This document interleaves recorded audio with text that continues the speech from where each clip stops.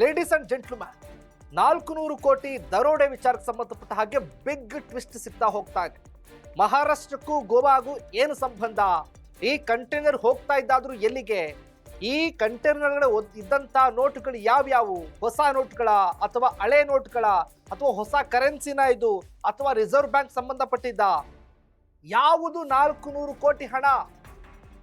ಈಗ ಕಾಡ್ತಾ ಇರುವಂತಹ ಪ್ರಶ್ನೆ ಇದು. ಹಾಗಾದ್ರೆ ಮಹಾರಾಷ್ಟ್ರದ ಮುಖ್ಯಮಂತ್ರಿ ಈ ವಿಚಾರಕ್ಕೆ ಸಂಬಂಧಪಟ್ಟಂತೆ ಹೇಳಿದಾದ್ರೂ ಏನು? ಇದೇ ಫೋಕಸ್ನ ಎಕ್ಸ್ಕ್ಲೂಸಿವ್ ಸ್ಟೋರಿ. 400 ಕೋಟಿ ಮಹಾ ರಹಸ್ಯ. ಎಸ್ ವೀಕ್ಷಕರೇ, ನೆಲ ಜಲ ಭಾಷೆಗಾಗಿ ಪ್ರಾಮಾಣಿಕ ಪತ್ರಿಕೋದ್ಯಮ.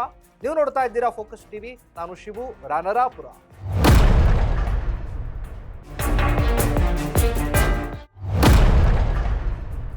$400 ಕೋಟಿ ದರೋಡೆ ವಿಚಾರ ಈಗಾಗಲೇ ಕೂಡ ದೇಶಾದ್ಯಂತ ಭಾರಿ ಸದ್ದು ಮಾಡ್ತಾ ಇದೆ. ಒಂದಲ್ಲ, ಎರಡಲ್ಲ, ಮೂರಲ್ಲ, ನಾಲ್ಕಲ್ಲ, 10 ಅಲ್ಲ, 100 ಅಲ್ಲ ರೀ, 400 ಕೋಟಿ ರೂಪಾಯಿ ದರೋಡೆ ಆಗಿರೋದು. ಇದು ದೊಡ್ಡ ಹಗರಣ. ಇತ್ತೀಚೆಗಷ್ಟೇ ATM ವಾಹನವನ್ನೇ ದರೋಡೆ ಮಾಡಿದ್ದನ್ನು ನೋಡಿದ್ರಿ. ಹುಬ್ಬಳ್ಳಿಯಲ್ಲಿ ದರೋಡೆ ಆಯ್ತು, ಎಂತೆಂಥ ದರೋಡೆಗಳಾದವು. ಆದ್ರೆ ಇದು ಎಲ್ಲವನ್ನೂ ಕೂಡ ಮೀರಿಸುವಂತ ದರೋಡೆ. ಅದು ಕರ್ನಾಟಕದಲ್ಲಿ ಆಗಿರುವಂತಹ ದರೋಡೆ ಅಂದ್ರೆ ಅವೆಲ್ಲ ನಿಜಕ್ಕೂ ಕೂಡ ಆಶ್ಚರ್ಯ ಪಡ್ಲೇಬೇಕು. ಈ 400 ಕೋಟಿ ಹಣವನ್ನ ಹೊತ್ಕೊಂಡು ಹೋಗ್ತಾ ಇದ್ದಂತ ಕಂಟೈನರ್ ಎಲ್ಲಿಗೆ ತಲುಪಬೇಕಾಗಿತ್ತು?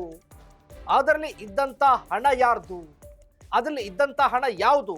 ಹೊಸ ನೋಟ್ಗಳ ಅಥವಾ ರಿಸರ್ವ್ ಬ್ಯಾಂಕ್ಗೆ ಸಂಬಂಧಪಟ್ಟಿದ್ದ ಅಥವಾ ಏನಾದ್ರೂ ಕೂಡ ಬ್ಲಾಕ್ ಇಂದ ವೈಟ್ ಮಾಡ್ಕೊಳ್ತಾ ಇದ್ರ ಅಥವಾ ಬ್ಯಾನ್ ಆಗಿದ್ವಲ್ಲ 2,000 ರೂಪಾಯಿ ನೋಟು ಅಥವಾ ಹಳೇದು ಯಾವ್ದಾದ್ರು ನೋಟ್ ಇತ್ತಲ್ಲ, ಬೇರೆ ಆದ್ರೂ ಕೂಡ ಆದಿತ್ತ? ಹಾಗಾದ್ರೆ ಯಾಕೆ ಬೇರೆ ಬೇರೆ ಇಲ್ಲಿಗಲ್ ಆಗಿ ಅದನ್ನ ಸರಬರಾಜು ಮಾಡ್ತಾ ಇದ್ರು? ಅದು ಗಡಿ ಭಾಗವನ್ನೇ ಟಾರ್ಗೆಟ್ ಮಾಡ್ಕೊಂಡಿದ್ ಯಾಕೆ? ಈ ರೀತಿಯ ಪ್ರಶ್ನೆಗಳು ಸಹಜವಾಗಿ ಎಲ್ಲರನ್ನೂ ಕೂಡ ಕಾಡ್ತಾ ಇರ್ಬೋದು.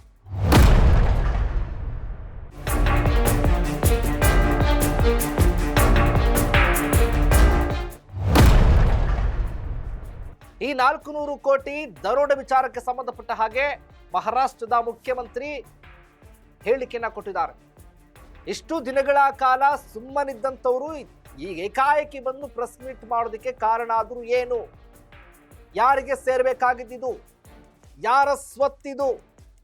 ಯಾರು ಚುನಾವಣೆಗೆ ಕೂಡ ಬಳಕೆ ಮಾಡ್ಕೊಳ್ಳೋದಕ್ಕೆ ಪ್ಲಾನ್ ಮಾಡ್ಕೊಂಡಿದ್ರ ಅಥವಾ ಏನಿದ್ರ ಉದ್ದೇಶ?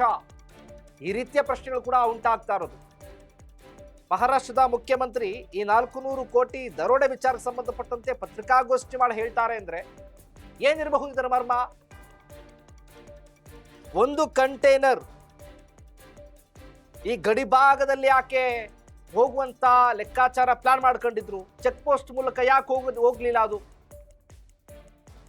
ಈ ರೀತಿಯ ಪ್ರಶ್ನೆಗಳು. ಇದರ ಜೊತೆಗೆ ಗ್ರೇಟರ್ ಮುಂಬೈ ಎಲೆಕ್ಷನ್ಗೆ ಸಂಬಂಧಪಟ್ಟ ಹಾಗೆ ಏನಾದ್ರೂ ಕೂಡ ಬಳಕೆ ಮಾಡ್ಕೊಳ್ಳೋದಕ್ಕೆ, ಈ ಹಣವನ್ನ ದುರುಪಯೋಗ ಮಾಡ್ಕೊಳ್ಳೋದಕ್ಕೆ, ಹಣವನ್ನ ಬಳಸ್ಕೊಳ್ಳೋದಕ್ಕೆ ಏನಾದ್ರೂ ಕೂಡ ಮೆಗಾ ಪ್ಲಾನ್ ಆಗಿತ್ತಾ?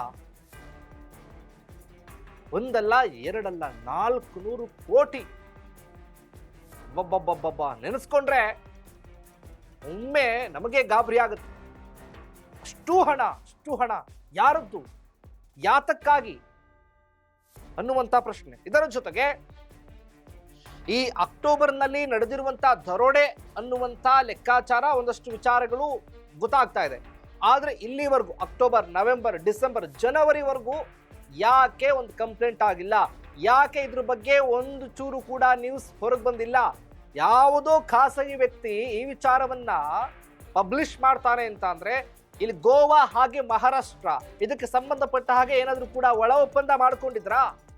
ಏನಿದರ ಮರ್ಮ ಹಾಗಾದ್ರೆ? ಈ 400 ಕೋಟಿಯ ದರೋಡೆ ಹಿಂದೆ ಯಾರಿದ್ದಾರೆ ಹಾಗಾದ್ರೆ? ಈ ಲೆಕ್ಕಾಚಾರಗಳೇನು ಹಾಗಾದ್ರೆ?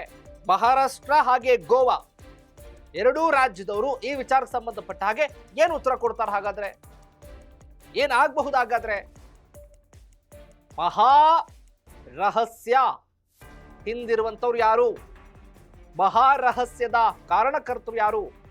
ಮಹಾ ರಹಸ್ಯವನ್ನ ಭೇದಿಸ್ತಂತವ್ರು ಯಾರು? ಮಹಾ ರಹಸ್ಯದ ಹಿಂದೆ ಕುಳಿತಂತವ್ರು ಯಾರು? ಆಡಿಸ್ತಾ ಇರುವಂತವ್ರು ಯಾರು?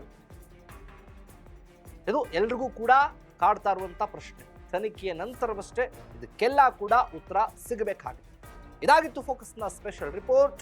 400 ಕೋಟಿ ಮಹಾರಹಸ್ಯ. ಎಸ್ ವೀಕ್ಷಕರೇ, ನೆಲ ಜಲ ಭಾಷೆಗಾಗಿ ನೋಡ್ತಾ ಇರಿ ಫೋಕಸ್ ಟಿವಿ.